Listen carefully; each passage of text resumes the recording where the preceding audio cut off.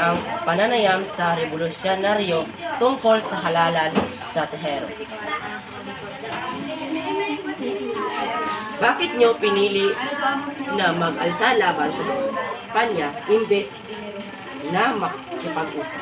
Dahil yung pag-usap sa Espanya, magagalit sila sa mga kaputubo, kaya pinili na lang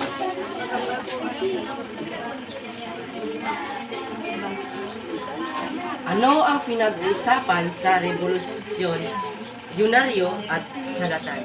Ito ay pagpili ng pinuno at tiwala sa proseso.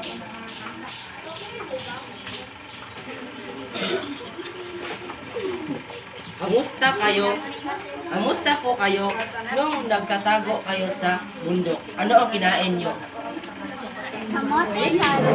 Kamote, saging at kung anong mahuhuli, masarap pa rin. Kasi kasama ko ang kapatid na handang mamatay para sa bayan.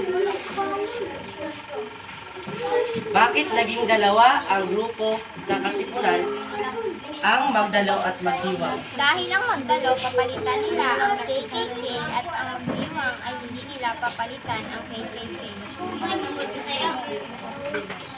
Kung mabibigyan kayo ng isang pagkakataon, ano ang babaguhin nyo sa Tejeros? Sana mas pinili ko magkaisa kaming lahat bago ang botohan. Kasi nung nagkawatak-watak kami, doon nagsimula